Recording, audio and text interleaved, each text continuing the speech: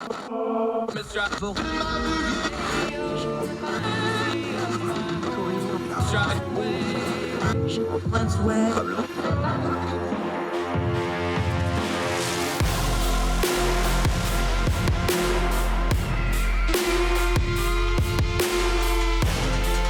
your host, Andrew Donaldson.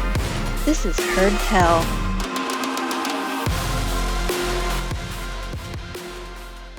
Welcome to Heard Tell and welcome to Thursday. It is March the 17th, year of our Lord 2022. I'm Andrew Donaldson. Thank you so much for joining us with the most precious thing you have, your time. And we're going to spend it on a couple of stories that need the noise of the news cycle turned down on them so we can get to some good information of our times.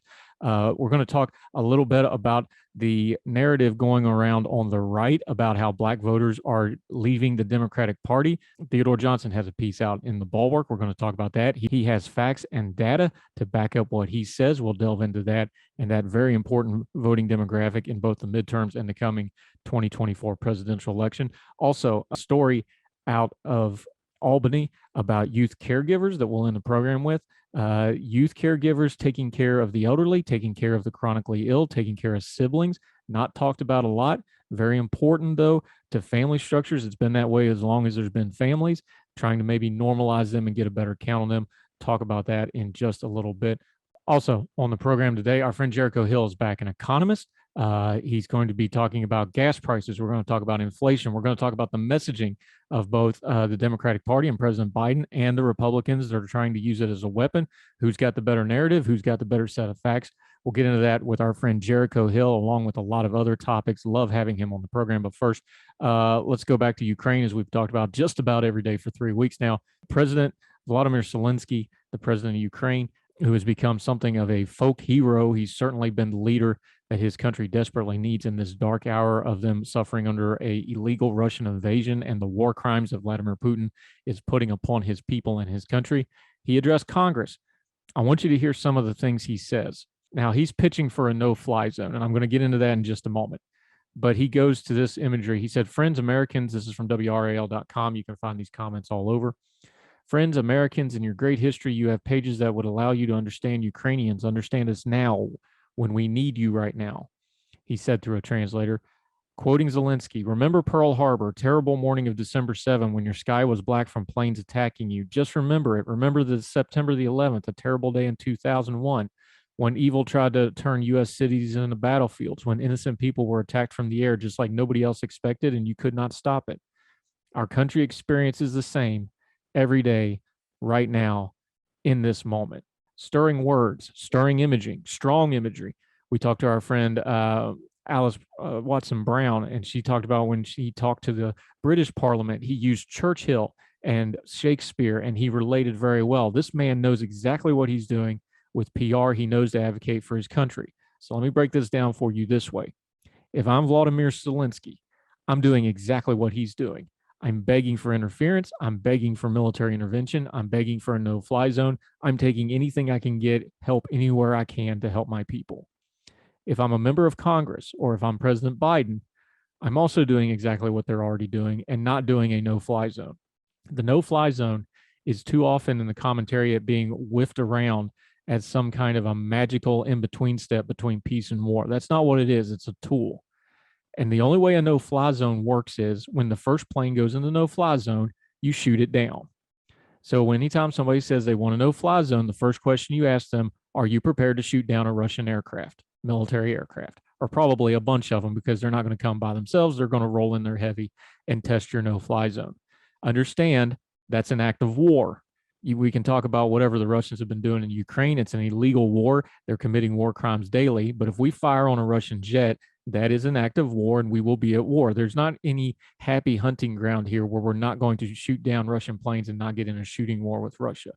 Now, we could install a no-fly zone around everything around Ukraine that's already under control of NATO and say, don't cross this line or we will wax you. We did that in Syria, places like Al Dazar, where the Mercs under Wagner, which is Russian controlled, decided they wanted to test America, and they only got about half of them back to no U.S. casualties. We may be able to do that sort of thing. But keep very clear-eyed when people talk about a no-fly zone, including Vladimir Zelensky. He knows what he's asking here. The first question you ask them when they say we should have a no-fly zone is, Are you prepared to shoot down a Russian aircraft, or probably 10 or 20 of them? Because that's what it's going to take to enforce a no-fly zone. And are you ready for the consequences of that? Understanding that that is an act of war by all definitions. You're either going to have to go to war with Russia and stop it, or you're not. There's no magical fairies and magical in-between steps where this thing's just going to stop on its own accord. Vladimir Putin doesn't want an off-ramp. He wants this war. Now, even if it's going badly for him and hurting him, he's still not going to be anywhere near ready to stop prosecuting it. And using flowery language and using make-believe things, like we're just going to slap a magical no-fly zone over Ukraine and that's going to stop all the bombing, isn't going to help anybody. And one more thing I want to bring up when it comes to Vladimir Zelensky. We've heard over and over again in America, we're going to hear it this year, we're going to hear it in 2 years in 2024. I suspect I'll hear it every election for the rest of my life. This is the most important consequential election of our lifetime. Who would have thought that one of the really most consequential elections in our lifetime was Vladimir Zelensky? Barely got covered in the West. And when it was covered in the West, when he was elected to the presidency of the Ukraine, it was mostly of, hey, this actor became the president of a country. Ha ha, isn't that a cool little story? Which is true. And a lot of Western press missed the backstory that if he didn't get elected in that election, Ukraine would already be like Belarus, a wholly owned subsidiary under Vladimir Putin. Lukashenko in Belarus cheated in his election and then crushed the uprising that tried to get him out of power when everybody knows he is illegally there and cheated in that election. They had a stooge in place. He was going to be very pro-Russia. He was going to basically make Ukraine a vassal state. He was going to continue the vast corruption that had racked Ukraine for years. And by the way, that corruption isn't all on the Ukrainians because a lot of it was Russian subversion trying to take over the country. So you can miss me with all that mess. We know there's corruption in the country. They still don't deserve to be invaded. But one of the most consequential of our lifetime elections turned out to be an actor in the Ukraine with a name most people couldn't pronounce before all this happened. And now here we are a couple of years later, comparing him to Churchill and other great war leaders. And he's addressing the U.S. Congress. And now nobody's laughing. And almost everybody's admiring him. Funny how things work out. We're not as smart as we think we are. And sometimes we get heroes in unlikely places. More Heard Tell right after this.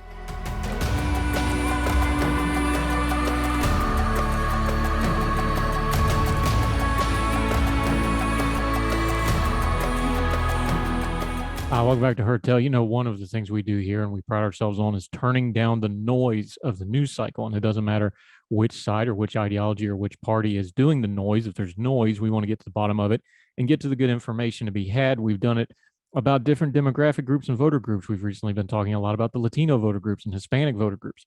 There's a great piece in The Bulwark from Theodore Johnson has written this, and he's taking on the concept that has been floating around for a while that Black voters are leaving the Democratic Party.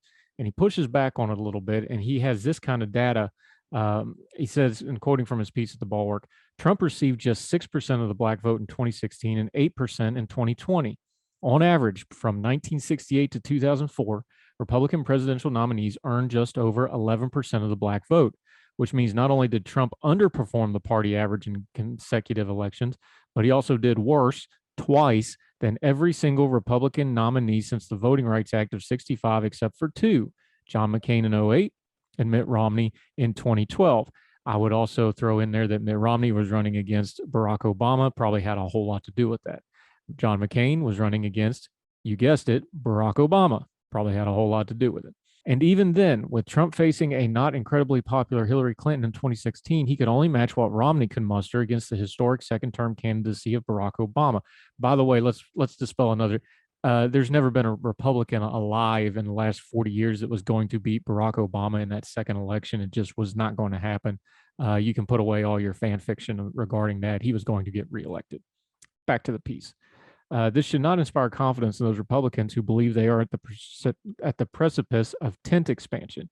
To put a finer point on it, what we are witnessing with Black voters today is not an exit from the Democratic Party as much as a too much wokeness on the left and an appeal of Trumpism on the right. Rather, we are seeing Black Republicans who chose to vote for the first Black president or sat out the election or two so as not to vote against him return to their voting habits. now that Obama is no longer on the ballot. And it seems that a couple of percentage points worth of those pre-2008 Black Republican voters may have decided to ride it out with Democrats. How can I be so sure of this? This is Theodore Johnson writing in the Bulwark. Because few things have been as steady in American politics in the last 150 years as Black voting behavior. The centrality of federally administered civil rights protections has always governed partisan alignment for the overwhelming majority of the Black electorate. It used to be that the Republican Party carried this mantle, but since the passage of the Civil Rights Act in '64, Democrats have made addressing racial inequality a more prominent aspect of its platform. This, more than any other single factor, explains why 9 in 10 Black voters support Democratic congressional and presidential candidates for decades now. One result of this is what scholars call electoral capture. Remember, we talk about audience capture on this show. We're going to talk electoral capture. Listen to this. Defined in the 1998 paper by political scientist Paul Freimer and sociologist John David Sterinsky, I hope I'm pronouncing that right. I apologize if I'm not. Electoral capture occurs when a group of voters finds at least one of the major parties making little or no effort to appeal to their interests or attract their votes precisely because they perceive that group to be divisive. In a two-party system, these voters are left with only one viable option, and Freimer and Sterinsky, I'm probably still pronouncing it wrong, so I took a second stab at it, argue that the group is likely to find its support taken for granted and its interests neglected by the other major parties' leaders as well. Capture can work both ways. Not only can parties capture certain groups, but groups and movements can capture parties. We've seen that one. The Tea Party movement in 2010 successfully captured the Republican Party, ousting congressional leadership, and Trumpism has almost completely captured the party today, penalizing and ostracizing anyone who dare contest it. In the case of Black voters in today's Democratic Party, the capture is the product of three interrelated factors. Republican leadership views the prioritization of Black electorate central policy demand, strong federal civil rights protections, as harmful to standing within its heavily white base. Number two, as a result, to demonstrate alignment with its base, the party takes positions perceived to be resistant to the policies most desired by Black Americans. And three, listen to this one. The Democratic Party, while willing to deliver on some symbolic and expedient measures that appeal to Black voters, is not compelled to be as responsible to their demands it calculates to be more electorally costly, despite the Black electorate's partisan loyalty. We just watched that happen. We just saw, remember, Joe Biden, electorally DOA. His campaign was over, and then he went to South Carolina. Jim Clyburn put his arm around him, and the Black and African American base of the Democratic Party ran, not walked, to the polls to support Joe Biden, along with a lot of more moderate and center-left Democrats. And the rest, as they say, is history. Like Johnson says in this piece, the Black Democratic voters are some of the most consistent in the country. Be very wary of people selling you something different than what they're doing without there being some kind of a paradigm shift to expedite that. Like he says in the piece, if you just write off people that you're not going to get their votes, you'll never get their votes. And those inroads can't be buzzwordy. There's Democratic candidates that found that out, that you can't just show up and get it just for being a Democrat. Looking at you, Pete Buttigieg, who, to his credit, has been working on it since, we're told. It's not automatic. No group is a monolith. And when it comes to African American voters, they are very informed. They know exactly what's going on. They understand their history, and they understand the future they want to go to. And you better understand that as well if you go courting their votes, whether you're a Democrat or a Republican. In other words, respect them and earn their vote, or you're not going to get it. That's the way we should be treating every people group. And we'll keep a close eye on this demographic going forward. More Heard Tell right after this.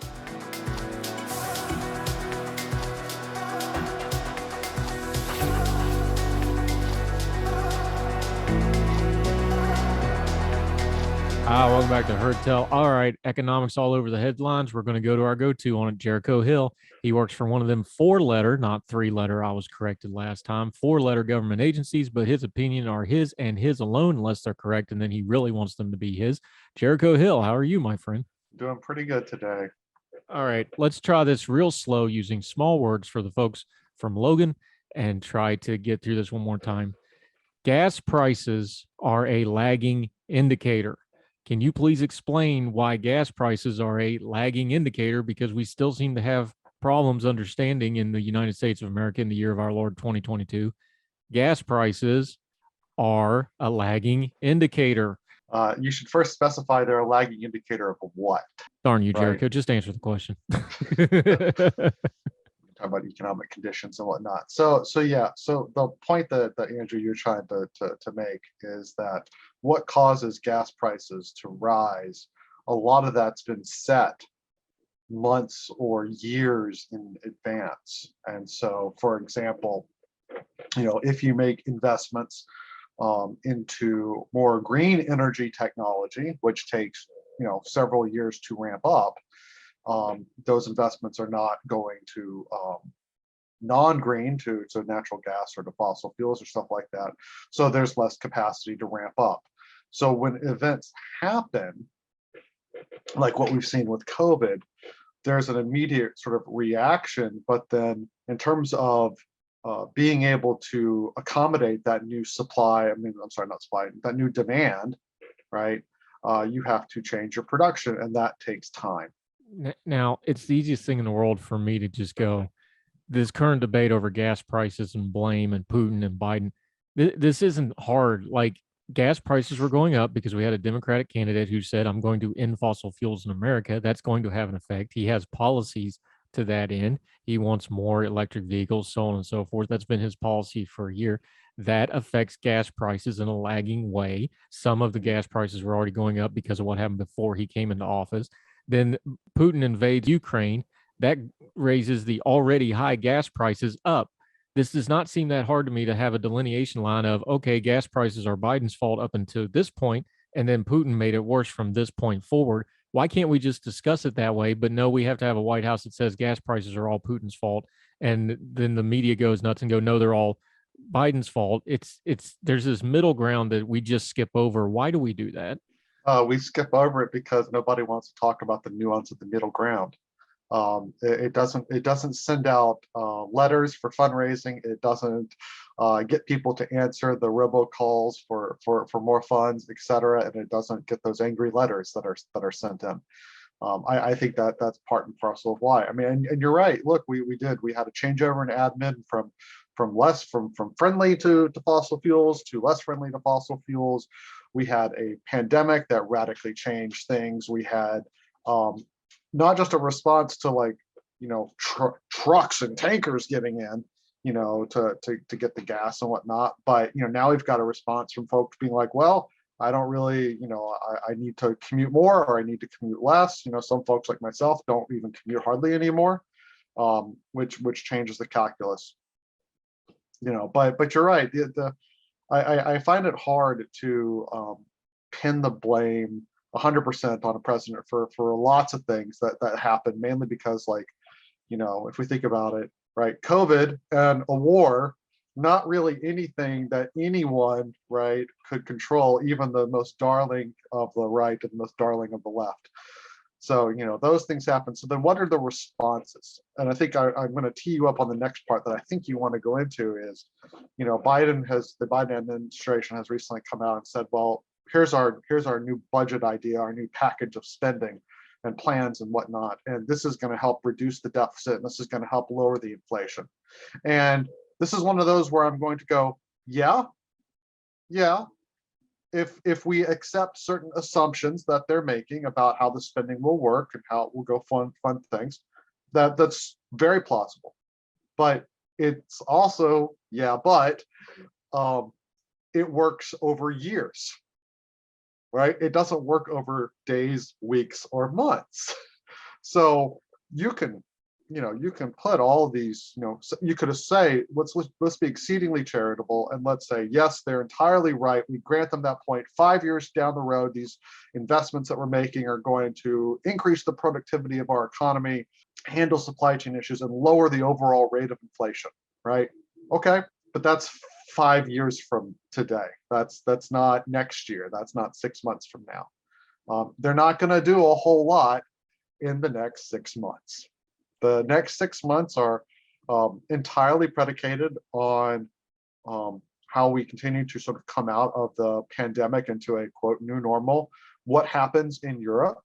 And to be fair, I think maybe some folks might not appreciate this, but as economists we do, it's not just the war disrupting, energy flow, out there in Europe right now. It's the fact that there's an extremely large amount of uncertainty in the market about what's going to happen 2 months, 3 months, 6 months from now that we didn't really have. And that uncertainty is a price premium, and we're all going to pay it. Talking to Jericho Hill, our economist friend. Okay, define uncertainty then, because people don't seem, I have trouble getting my head around this too. We see things physically happening in the news, Ukraine, natural disasters, policies like pipelines being canceled, pipelines being approved, Nord Stream, Keystone. We can get our head around all that stuff. But the way markets work and the way the global economy work is the real decision makers and shot callers, they're trying to guess what's going to happen ahead of time. And when things like this happen, they don't know what's going to happen. That creates uncertainty. And that's almost as damaging in and of itself as whatever the breaking headline news is, isn't it? Yeah, I mean, look, let's just say you're a widget maker, right? And you're looking at an uncertain economic time, or your uncertainty has increased. You don't know if the economy is going to be booming more or we're going to go into a recession. And you're responsible for making widgets for a bunch of folks. So now you've got to adjust your forecast of how many widgets you need to produce for that uncertainty. That's the fundamental problem. And it's something that we all deal with, but that's getting beyond just the what you might say the rich people making bets of what things are going to be like 6 months from now. I mean, just down to more brass tacks. If you're trying to plan for what you need, if you're a business and you're trying to figure out what do I need to have in stock 3 months from now, well, the war changes things a little bit. That's part of the uncertainty that we maybe don't appreciate. Yeah, talking to Jericho Hill. Let's talk about something that economists have to deal in numbers. They have to deal in facts. They can't deal in unknown unknowns and known unknowns, as Rumsfeld famously said. Sometimes we try and fail. Yeah, it's a great line though. What about an economy like the UK? And I know you're an American economist, but where they've tolerated Russian money to a huge extent. There's just a river of oligarch money going through London. Of course, London's a financial center for the entire world. We've seen where Deutsche Bank, basically flat out refuses to even look at all their Russian money that goes through them. There's a lot of economy and a lot of the world economy that is unseen because it's just not tracked properly, because it's designed to be that way. And when that gets interrupted, it starts showing up in the things that we do track. How does economists deal with that? Because that's a great unknown. It's kind of a wink, wink, nudge, nudge. Everybody knows it's there. But now we know for a fact it's getting disrupted, especially in England, when you see like Abramovich is losing Chelsea and things like that. They can't hide it now. How do you adjust that into when you're looking at economic stuff? Well, for an economy such as like Great Britain or from the US, for the most part, if one foreign country withdraws a substantial amount of inflow, for whatever reason, it's unlikely to feel more than just maybe a speed bump when you're going a little bit too fast, because those economies are so big, right? What I think is more difficult to sort of figure out is exactly where the money is, and I want to pivot to talking about yachts. So, lots of commentators were like, let's just seize all the Russian yachts. Let's seize all the oligarch yachts, right? Punish them. And of course, we know some of those yachts. Like we know who owns them. A couple of them have been seized. But so many of these sort of high-end ticket items, such as super yachts, are owned through shell companies, through management companies, in a pretty obscured ownership structure. So how do you really figure out exactly how much Russian money is in the British economy or the US economy, when certainly yachts are not the only thing that these complicated business arrangements are done? Yeah, talking to Jericho Hill, our economist friend, we're going to break down some of those economic sanctions, what's opposed, what actually bites, what matters, what doesn't, what's noise. Also talk a little bit more about the overall economic conditions. Our friend Jericho Hill, making economic things so easy to understand, even I can understand them, when we come back on Hurt Tell.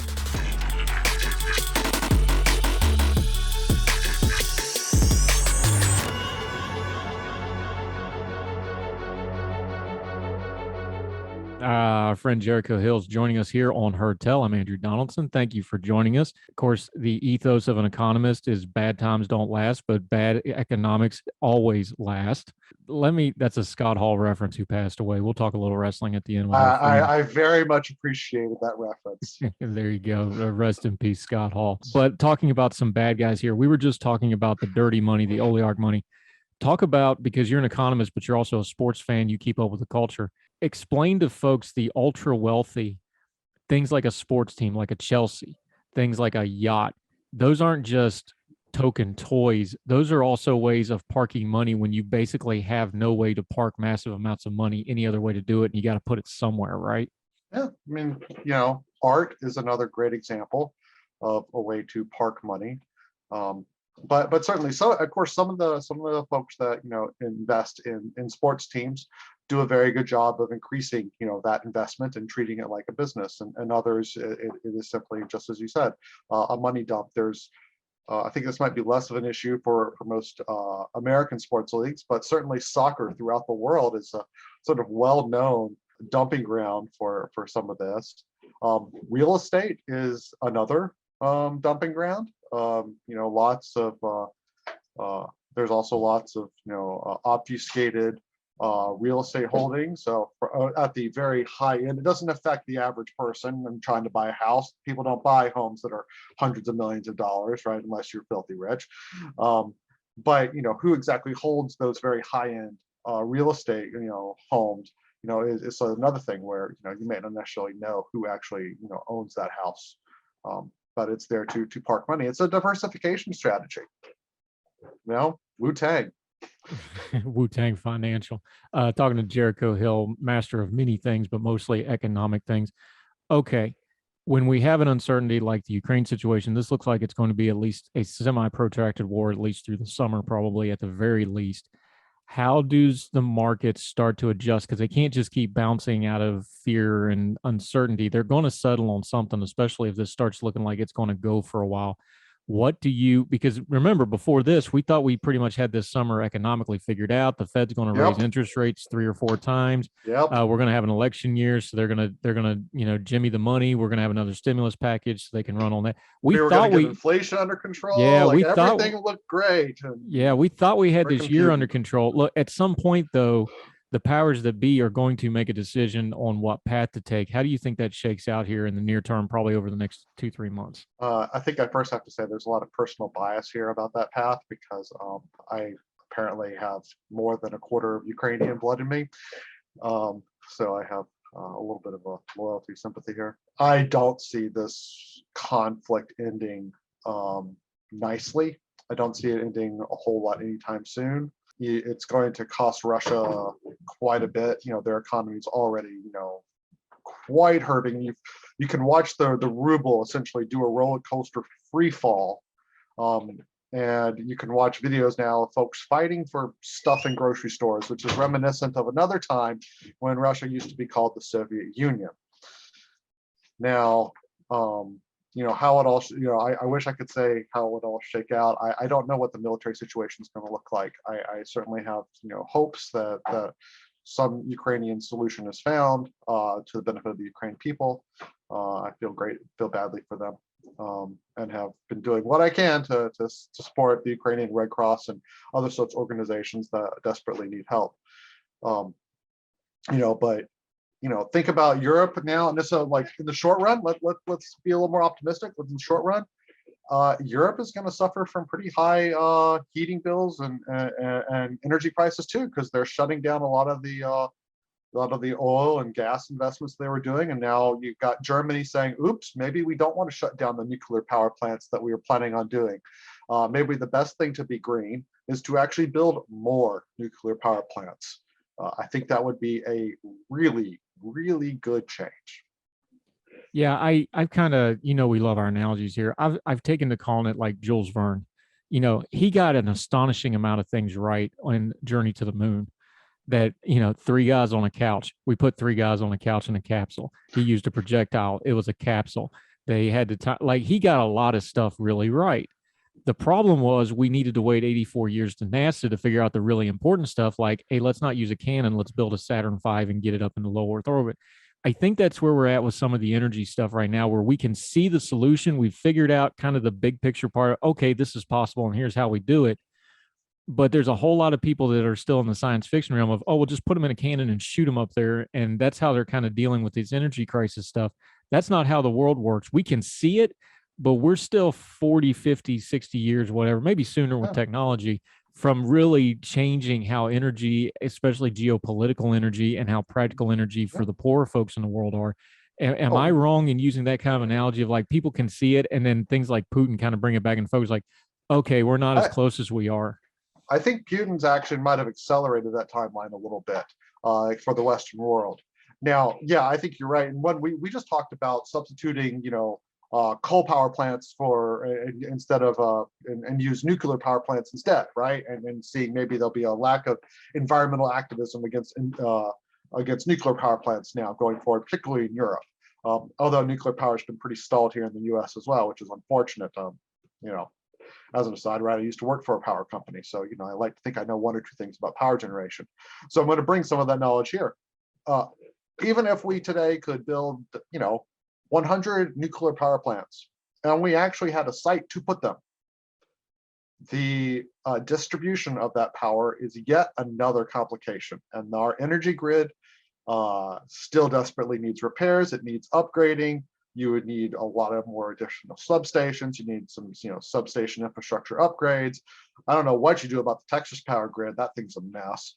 So just think about all those moving parts. We are still a long ways away from being able to move our economy off of oil and coal.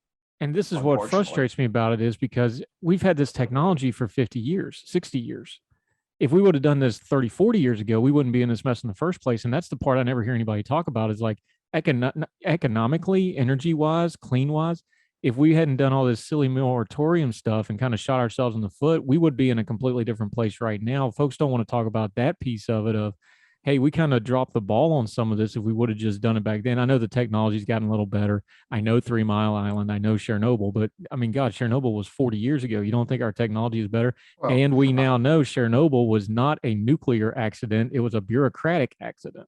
Yeah, and also with 3 Mile Island was actually a success story in the sense that exactly right. It happened and all of our safeguards worked. And that's the point of a safeguard. Also keep in mind that, this is economics, right? People respond to incentives. Price is an incentive, right? So we have long enjoyed in the US very cheap energy. So the political pressure to move off of that, to make investments that are costly up front, that are cheaper in the long run, but are costly up front, there's not the political will to do that. Much like, and that's part of, I think, to come back to earlier, that's part of the problem the Biden administration faces when they're arguing, hey, our spending plan that we're putting forward is going to help lower inflation and reduce the budget deficit. Because if we take them at face value and agree with their assumptions and agree that that's what happens, it still is an effect that happens over time. And voters are not going to be voting on a policy that's going to help them in 10 years when they're wanting help in 6 months. Yeah, we're talking to our friend Jericho Hill, an economist. We're going to continue with him right after this as Heard Tell continues.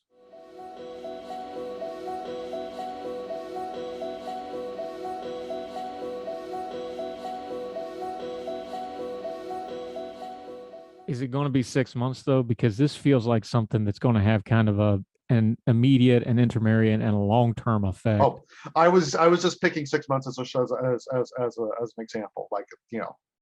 Like 6 months from now, we're going to be having an election, right? You might have all the best policies in the world, but guess what? If you're not helping people when they're wanting to walk into the poll booth, like you can go back and you can see, like, think about, how, like when we've seen changeovers in admin, particularly partisan changeovers in admin, it's always been related to some sort of crisis, which somewhat was the fault of the prior admin, and some of that was actually just how the world works, and stuff outside of their control. It's akin to a ship captain basically running into a storm, which the ship captain could not control, and then the ship captain makes the wrong decision when they get into the storm, and some folks get hurt. Well, the people that Right. get hurt on this stuff, though, I'm talking to Jericho Hill, economist, 4-letter organization dweller. My friend, the people that get hurt on this stuff, and you know this well because you focus a lot on housing and things like this. The problem with this is we talk about it online, and the policy people have these great ideas about, oh, we're going to fix the energy problem. We're going to fix fuel prices. But it's the poorer folks, and it's the underprivileged folks, and it's the working class folks that are going to really get whacked hard on all these policies.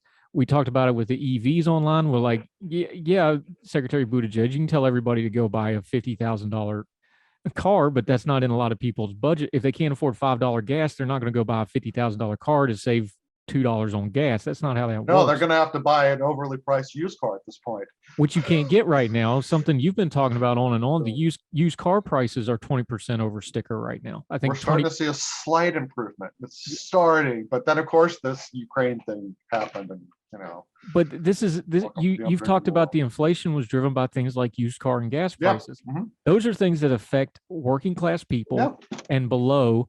It doesn't affect the commuter class quite as much. And I don't mean the commuter class as mean people commuting. I'm talking about people that have the option of whether to go into work or not. No offense. Yeah. Present The company home-based excluded. option. Yeah. Well, look, I think I've beat that drum a few times, talking about how I'm in a very privileged position, and I recognize that. So yes, a lot of this hurts folks who are at the what we call lower to moderate income spectrum. These are folks that have to drive their kids to school. These are folks that have to drive to work. These are folks that work as, hey, the maids that come and clean houses. How do they get to those houses? They got to drive. So how do those what can we do to help those folks? Is really when I think about policy, what we should be doing. And a lot of this is, I'm going to go back and do, what has been a pretty left-leaning policy thing of cancel all student debt. And for me, thinking about it practically, that would pretty much be what we call a regressive tax in a sense. It would benefit mid and upper income earners much more than it would benefit lower income earners. I think, tailoring sort of our approach is important. And so in the student loan case, it's saying, I've been talking on Twitter and trying to talk to some policymakers like, yeah, cancel student loan debt for folks that tried to go to school and didn't complete and haven't completed for a long freaking time, right? So something happened. Those are folks that are probably not making a lot of money. That student loan debt is probably hampering their ability to move to a maybe better or safer apartment, to get a better or safer car, to be in a better or safer school. That's sort of what we should do. If you're making $100,000 a year and you still have $50,000 from an English degree debt, I don't know what to say. I could see. I'm not against the concept, I guess. I'm very much against the application of how they're talking about doing it, because there's better ways. You're just going to wipe it off the books, and then the predatory lending situation that is the student debt economy, and that's what it is. It's an industry in and of itself. It's going to make it worse. It's going to perpetuate it. It doesn't get fixed because you don't fix the incentives. No, because they're just going to crank up tuition more. The education bubble, instead of popping and readjusting, which is what needs to happen, as painful as that's going to be, it's just going to expand now because you just wiped off one of the indicators that's going to make it go. Listen, I think you can tailor. I mean, you can tailor it to actually help people that still really need it. Let's keep in mind, we're still dealing with a K-shaped economic recovery. What is a K-shaped economic recovery? Folks like myself, our earnings have probably even kept pace or outstripped inflation. We've certainly brought down our costs, right? I don't commute anymore, so I don't have transportation costs anymore. I don't eat out, so my food costs got a lot lower. Even if food costs rise, I don't eat out, so that's cheaper. And so that's been good times for folks like me. And for folks that are lower down on the economic spectrum, their unemployment rate is still elevated. They, are starting to see opportunities to move, and to get better jobs, but the fact is those jobs are just now starting to pop up. And those jobs might not be in the places that these folks are. And so, and then they have to deal with, as you said, higher energy costs. They have to deal, with higher food costs, right? We haven't even talked about the fact that, hey, does anybody remember that Ukraine is basically the wheat capital of the whole world? And I know we've been very American centric, but you know who consumes all the Ukrainian wheat? It's Africa. And so we're staring at a famine potentially in Africa. And we're not even talking about that. Yeah, African Pivot 3.0 or whatever we're on now. Jericho Hill, our good friend, economist, covering a lot of ground. Jericho Hill, let folks know where they can follow you, your social media. You've also got an excellent little newsletter going that deals with housing. Recommend people check out. Let folks know where they can find you, my friend. Thanks for the reminder, because it's middle of the month, so I need to go update my newsletter, which is jerichohill.substack.com. It's called Quiglyan, which is named after John Quigley, a very famous and dead housing economist, someone that did a lot of good for helping us understand housing econ. Just if you're wondering, you can find me on Twitter at MotoEconomist, and you can seemingly find me on Heard Tell on a semi-regular basis. And you'll get me to talk if you mention wrestling. Yeah, we need to do a new wrestling one sometime soon, because I got a lot of thoughts about what's going on with that stuff right now. But yeah, but I for folks that maybe didn't know the reference, I just want to explain it. So Scott Hall was a wrestler. One of the most important things about Scott Hall was that when wrestling was in its greatest heyday in the mid to late 90s, Scott Hall and another wrestler named Kevin Nash jumped ship from the top dog WWE promotion to the WCW Southern promotion with Ted Turner, and basically jump-started a ratings bonanza where wrestling was actually cool, and you could wear wrestling t-shirts out in public and feel like you were actually cool for about 2 to 3 years. So he was a pivotal part of that. That was probably one of the biggest moments in the wrestling industry. He, though, had a lot of personal demons. He had a lot of personal issues. He basically turned into a drunk and just a drug addict and awful person. And then at the last moment reached out and got help from a former wrestler turned yoga coach, Diamond Dallas Page, who's actually legit, and got him fixed up 10 years ago, got him sober, 10 years sober, and got him to the point that he could go back out there and meet the fans, participate, be backstage, even get inducted into a Hall of Fame. And so while a lot of us are very saddened, that he's passed on, we were talking earlier, and I said, I'm really glad that, he got to end his career on a high note where he was able to be back and contributing and be a great, role model at this point, and get to basically have his curtain call that, everyone we hope gets to have, because more often than not in professional wrestling, that's not the curtain call that pro wrestlers get. Yep. And curtain call was a sly inside reference too that I got and a few others will get. Scott Hall, we should say he died complications from surgery. It wasn't something untoward. It wasn't unfortunately, too many wrestlers, bad things happen. He had a heart attack and then had a series of heart attacks, complications from surgery. He was 62 years old. But I'm glad he got the redemption story. All right, buddy. We'll get around to talking just wrestling one of these days. Thank you for your time on economics today, though, sir. I appreciate your time. Thank you for having me, Andrew. Have a great day. Hey, we're glad you're in heavy rotation. Appreciate it.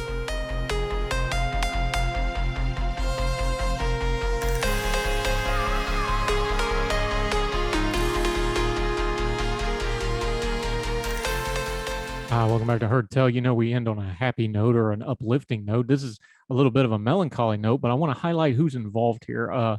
Albany Democrat and Chronicle, democratandchronicle.com. They have a long piece on caregivers and how caregivers need support and caregivers need some programs and some assistance from both government and private organizations for elderly care and disabled patients and the chronically ill. That's all good things.